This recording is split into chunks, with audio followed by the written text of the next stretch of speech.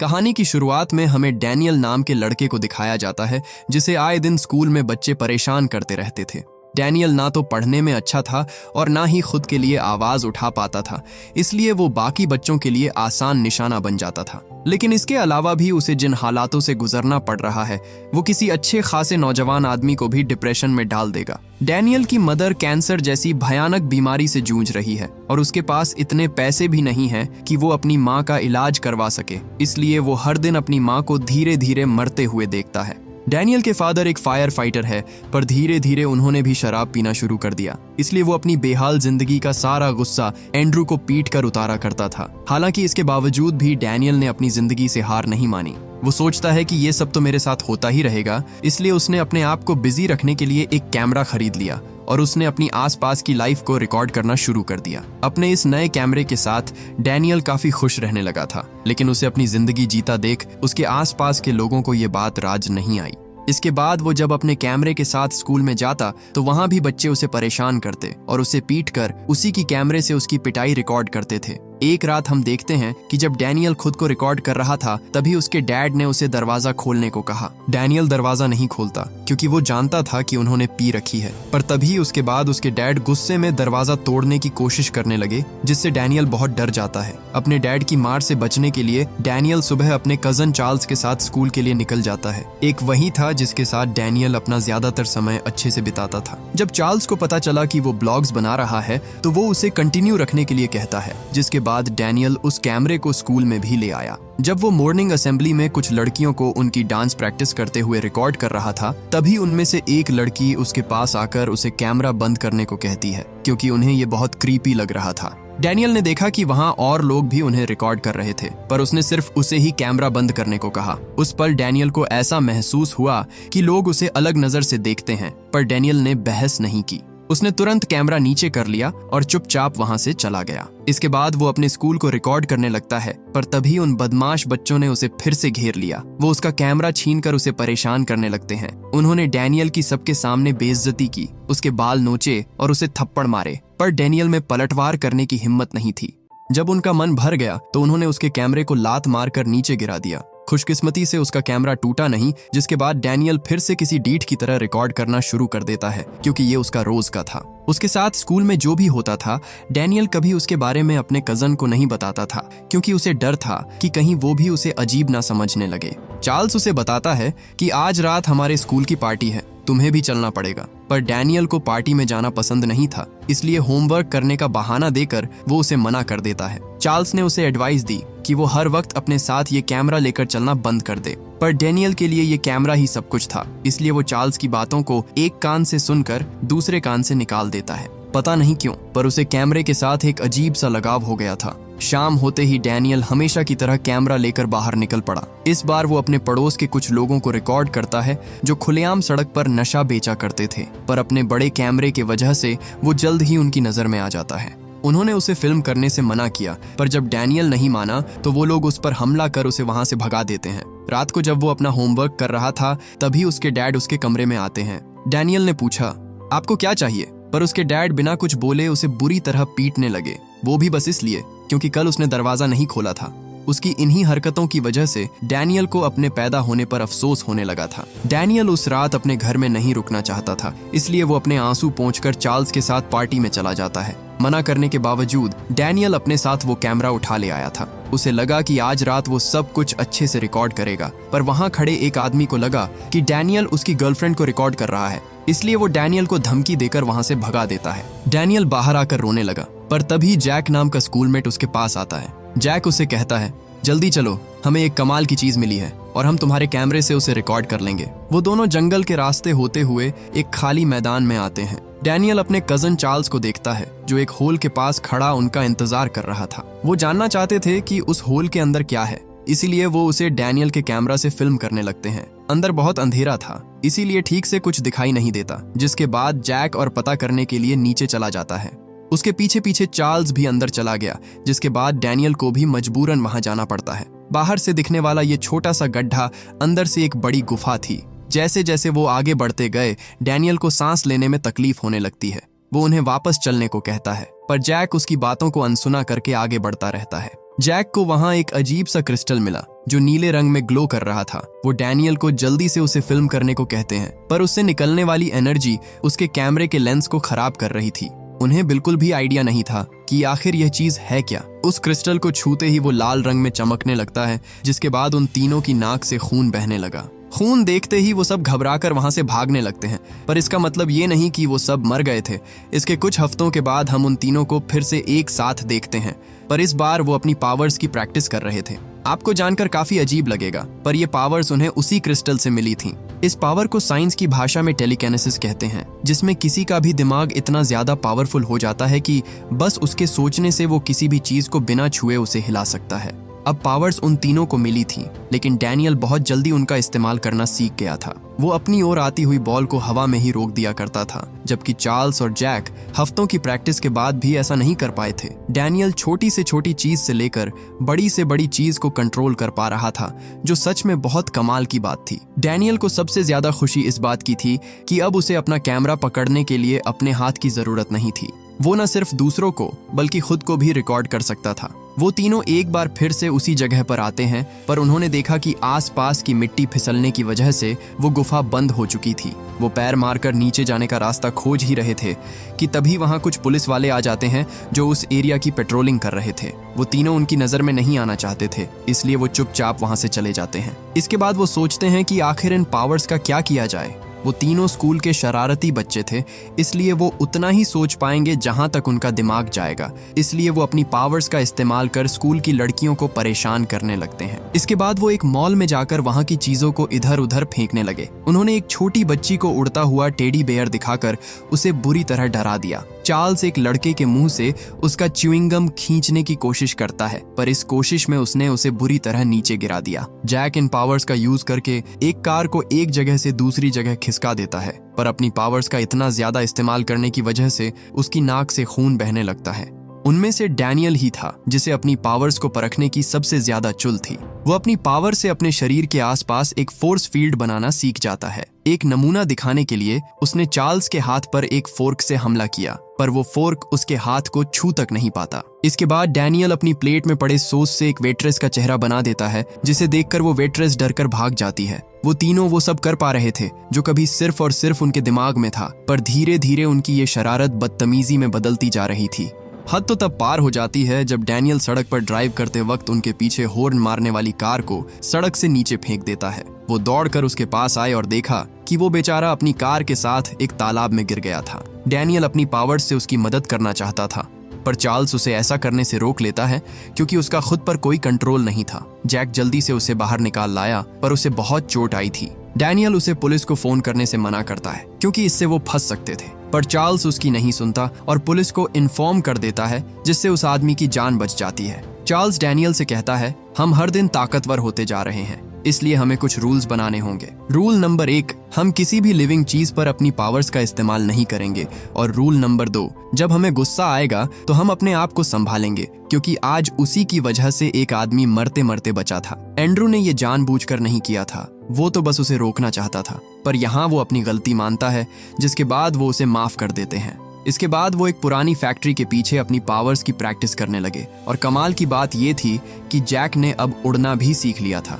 उसकी देखा देखी चार्ल्स भी उड़ने की कोशिश करता है, पर वो सीधा मुंह के बल जा गिरा। इसके बाद डैनियल अपनी बॉडी को हल्का करके हवा में तैरने लगता है, और वो ये काम बड़ी आसानी से कर पा रहा था। शुरुआत में तो उन्हें परेशानी होती है, लेकिन आखिर में वो भी बैलेंस करके उड़ना सीख जाते हैं। बादलों तक अपनी बॉडी को उड़ाना अब उनके लिए कोई बड़ी बात नहीं थी। ऐसा लग रहा था जैसे कि वो सपनों की दुनिया में है। एक दिन वो तीनों खुले आसमान में फुटबॉल खेल रहे थे, लेकिन तभी अचानक से एक एरोप्लेन जैक को जोर की टक्कर मारता है, जिसके बाद वो सीधा नीचे गिरने लगता है। डर की वजह से वो अपनी पावर्स यूज नहीं कर पा रहा था। इससे पहले कि जमीन से टकराकर उसका कचूमर बन जाता, डैनियल सही समय पर उसे पकड़ लेता है, जिससे उसकी जान बच गई। जैक खुद को जिंदा पाकर बहुत खुश था। इस तरह का एक्सपीरियंस उसके लिए बहुत मजेदार था, क्योंकि वो पहली बार किसी उड़ते हुए प्लेन के सामने आया था। अब कहीं भी उड़ के जाना उनके लिए बहुत आम बात हो गई थी, यहाँ तक कि वो अपने स्कूल से घर तक भी उड़ के जाते थे। डैनियल कहता है, मुझे कभी अपनी जिंदगी में इतना मजा नहीं आया जितना कि अभी आ रहा है। हालांकि इतनी मजेदार जिंदगी पाने के बावजूद भी डैनियल ने खुद को रिकॉर्ड करना नहीं छोड़ा था। उसका सपना था कि एक दिन वो तिब्बत जाए और कुछ वक्त बौद्धिस्ट मोंक के बीच रहे।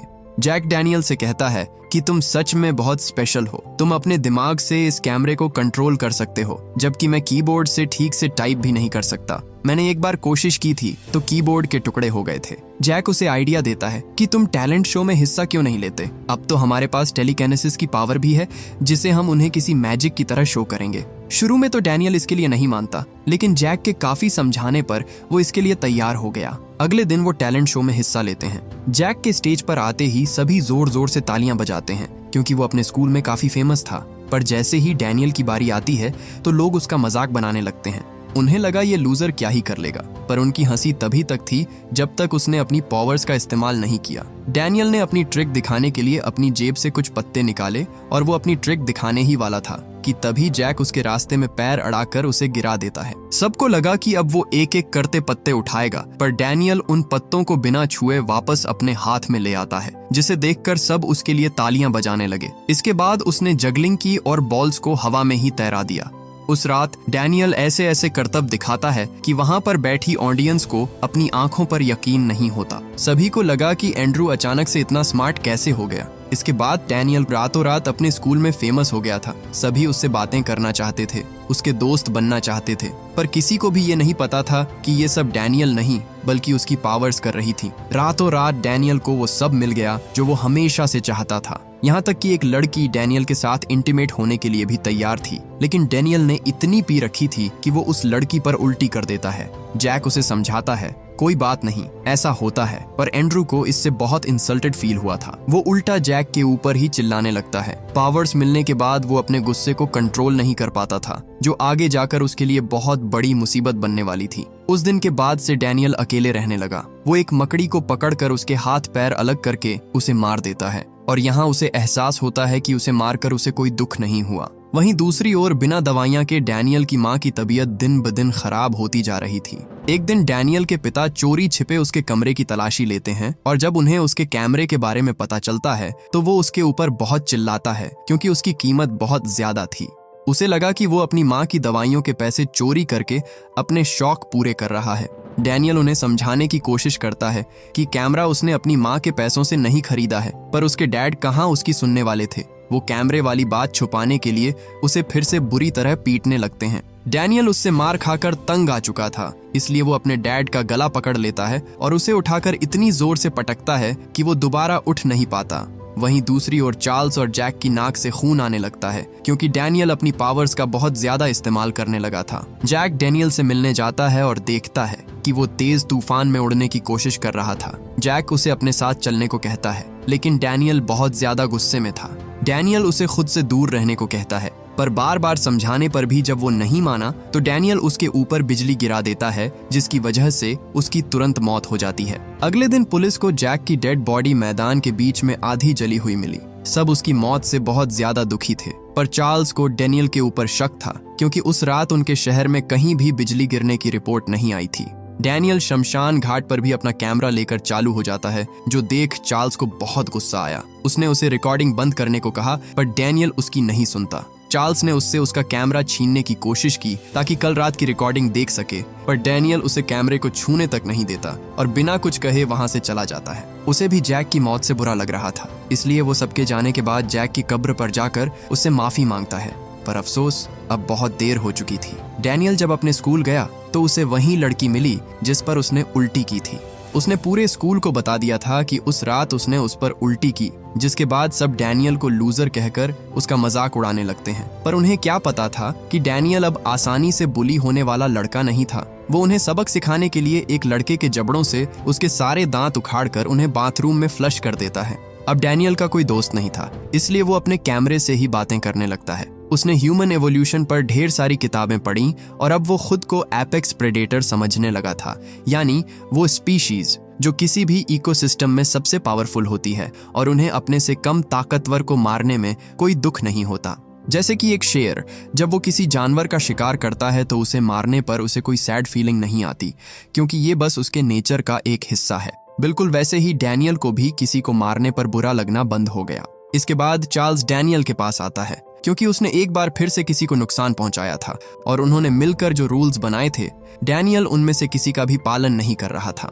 वो उसे समझाने की कोशिश करता है कि उसे ऐसा नहीं करना चाहिए, पर तभी डैनियल को गुस्सा आ जाता है क्योंकि वो अपनी माँ के लिए दवाइयाँ लेने जा रहा था और उसे लगा कि चार्ल्स उसे समझाकर उसका टाइम बर्बाद कर रहा है। चार्ल्स समझ गया कि वो फिर से कोई गलत काम करने जा रहा है क्योंकि उसके पास दवाई लेने के पैसे नहीं हैं। वो उसे रोकने की कोशिश करता है पर डैनियल उससे कहीं ज्यादा ताकतवर था। उसे समझाने की उसकी सारी कोशिशें नाकाम रही, जिसके बाद वो हार मानकर वहां से चला जाता है। इसके बाद जब डैनियल दवाइयां लेने जाता है तो मेडिकल स्टोर वाले उसे कहते हैं कि तुम्हारे पिता ने पिछली बार के भी पैसे नहीं दिए और ऐसे में हम तुम्हें और उधार नहीं दे सकते। डैनियल के पास अब कोई चारा नहीं था सिवाय चोरी करने के, इसलिए वो अपने पिता का फायर फाइटर सूट पहनकर कुछ लोगों को लूटने जाता है। उसने कहा, जल्दी से अपने सारे पैसे निकालो, पर चेहरा ढकने के बावजूद वो लोग डैनियल को पहचान लेते हैं। वो उस पर हमला करने के लिए आगे बढ़े, पर डैनियल उन सबको उठाकर दूर फेंक देता है। वो उन लोगों की जो हालत करता है उसे देखकर साफ पता चल रहा था कि उसकी पावर्स उसके कंट्रोल में नहीं थीं। डैनियल उन्हें बुरी तरह मारता है और उनके पैसे लूट लेता है। इतने पैसे उसके लिए काफी नहीं थे, इसलिए वो एक बड़ी चोरी करने के लिए एक ग्रोसरी स्टोर में जाता है। इस बार उसने बिल्कुल भी रिक्वेस्ट नहीं की और सीधा दुकान वाले पर हमला करके उसके सारे पैसे अपने बैग में भरने लगा। लूट करके डैनियल वहां से भाग ही रहा था कि तभी दुकान का मालिक पीछे से बंदूक लेकर आया और उस पर गोली चला दी। जल्दबाजी में डैनियल अपनी ओर आती उस बुलेट को पेट्रोल पंप की तरफ मोड़ देता है, जिससे वहां पर बहुत बड़ा धमाका होता है और डैनियल की बॉडी में आग लग जाती है। उसे तुरंत ही हॉस्पिटल में एडमिट किया जाता है और जब उसकी पिता उससे मिलने आते हैं तो वो उसे बताते हैं कि उसकी माँ अब इस दुनिया में नहीं रही। इतना कहकर वो जोर जोर से रोने लगा, लेकिन यहाँ पर भी वो इन सब का दोष डैनियल को देता है क्योंकि जब वो अपनी आखिरी सांसें ले रही थी तो वो वहाँ नहीं था। वो कहता है, मुझे पता है कि तुम सब सुन रहे हो, इसलिए इन सब के लिए मुझसे अभी माफी मांगो। उसके डैड गुस्से में उसका गला दबाने ही वाले थे कि तभी डैनियल को होश आ जाता है। उसकी पावर्स अब उसके कंट्रोल में नहीं थी, जिस वजह से उसके कमरे में एक बार फिर से एक्सप्लोजन होता है। दूसरी ओर चार्ल्स की नाक से बहुत सारा खून निकलने लगता है क्योंकि डैनियल ने अपनी पावर्स का इस्तेमाल किया था। वो समझ गया कि जरूर कुछ गलत हुआ है और तभी उसने टीवी पर ब्लास्ट की न्यूज देखी। चार्ल्स डैनियल को रोकने के लिए जाता है, लेकिन तब तक बहुत देर हो चुकी थी क्योंकि डैनियल अपनी पावर्स के साथ पूरी दुनिया के सामने आ जाता है। वो अपने पिता को नीचे फेंक देता है, पर चार्ल्स उन्हें नीचे गिरने से बचा लेता है, जो एंड्रू को बिल्कुल पसंद नहीं आता। चार्ल्स समझ गया कि उसका दिमाग खराब हो गया है, इसीलिए वो अपनी गर्लफ्रेंड को वहां से निकालने की कोशिश करता है जो उसके साथ जबरदस्ती चली आई थी। वहां से निकलते वक्त डैनियल ने गुस्से में उसके ऊपर एक हेलीकॉप्टर फेंक दिया। इसके बाद वो उसे कार समेत एक टावर के ऊपर ले आता है। चार्ल्स ने डोर ओपन करने की कोशिश की, लेकिन उसने डोर्स लॉक कर दिए थे। इसके बाद वो चार्ल्स को बाहर खींच लेता है और उसकी गर्लफ्रेंड को कार समेत टावर से नीचे फेंक देता है। चार्ल्स शुरू में इतना पावरफुल नहीं था, पर अपनी गर्लफ्रेंड को खतरे में देख उसकी पावर्स भी काफी हद तक अनलॉक हो जाती है और वो अपनी गर्लफ्रेंड को बचा लेता है। इसके बाद वो वापस डैनियल के पास जाता है ताकि उससे बात कर सके, पर डैनियल बिल्कुल उससे बात करने के मूड में नहीं था, इसलिए वो चार्ल्स को पीछे धकेल देता है। उन दोनों को पूरी मीडिया से कवरेज मिल रही थी। हर फोन, हर कैमरा बस उन्हें ही रिकॉर्ड कर रहा था, जिससे पूरी दुनिया को उनकी पावर्स का पता चल जाता है। डैनियल ने उन सब के फोन और कैमरे अपने पास खींच लिए। चार्ल्स कहता है, डैनियल मेरी तरफ देखो, तुम्हें ये सब अभी रोकना होगा, तुम लोगों को चोट पहुंचा रहे हो। पर चार्ल्स अब उसकी नजरों में उसका दुश्मन बन चुका था क्योंकि उसने उसके डैड को मारने नहीं दिया। वो बोला, मैंने उसे नीचे गिरा दिया था, तो तुमने उसे पकड़ा क्यों? उसे लगने लगा कि बाकी लोगों की तरह चार्ल्स भी उसे गलत समझता है, जिसके बाद वो गुस्से में उसके ऊपर पूरी की पूरी बस उठाकर फेंक देता है। चार्ल्स उस बस के नीचे कुचले जाने से बाल बाल बचा, पर वो बुरी तरह घायल हो गया था।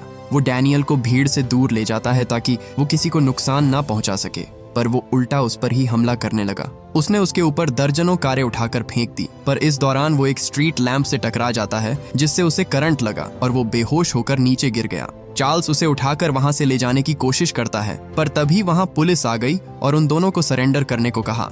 चार्ल्स उन्हें समझाता है कि वो उन्हें शूट ना करे, लेकिन पुलिस कहाँ उसकी सुनने वाली थी। वो उसके हाथ पर गोली मार देते हैं। इसी बीच डैनियल को होश आ गया और वो उन सब पुलिस वालों को उठाकर दूर फेंक देता है। इसके बाद वो अपने आसपास की हर चीज को डिस्ट्रॉय करने लगता है।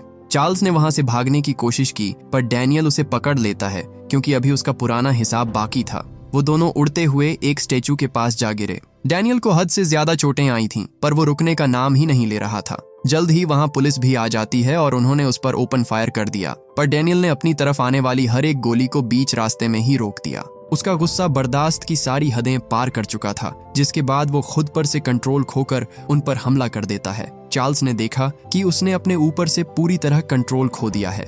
वो पूरी बिल्डिंग गिराकर वहां मौजूद हर एक चीज को राख में मिलाना चाहता था। जब चार्ल्स ने देखा कि ऐसा करके वो सैकड़ों लोगों की जान लेने वाला है तो वो उसे रुकने को कहता है, पर डैनियल का खुद पर बस नहीं था। वो हर हाल में उसे रोकना चाहता था, जिसके बाद चार्ल्स पास खड़े एक स्टैचू का भाला उठाकर उसके शरीर के आर पार कर देता है, जिससे डैनियल की मौके पर ही मौत हो जाती है। पुलिस चार्ल्स को अरेस्ट करने आती है, लेकिन वो वहां से भाग जाता है। इसके कई हफ्तों के बाद हम चार्ल्स को देखते हैं, जो दुनिया भर की खूबसूरत जगहों को पार करते हुए तिब्बत की पहाड़ियों में आता है। वो अपने साथ डैनियल का कैमरा लेकर आया था। वो रिकॉर्डिंग स्टार्ट करके उससे माफी मांगने लगता है, क्योंकि उसका उसे मारने का कोई इरादा नहीं था, लेकिन मजबूरी में उसे ऐसा करना पड़ा। वो उससे वादा करता है कि वो पता लगाकर रहेगा कि उन्हें उनकी ये पावर्स कैसे मिली और क्या उनके जैसे और भी लोग इस दुनिया में एग्जिस्ट करते हैं। डैनियल का सपना था कि एक दिन वो तिब्बत जाए, इसलिए चार्ल्स उसके कैमरे को वहीं रिकॉर्डिंग करने के लिए छोड़ देता है, और जब उसकी बैटरी खत्म हो जाएगी तो वो कैमरा भी उसी पहाड़ियों में हमेशा के लिए गायब हो जाएगा। इसी के साथ ये मूवी यहीं पर खत्म हो जाती है। उम्मीद करता हूँ कि ये कहानी आपको पसंद आई होगी। Thank you for watching.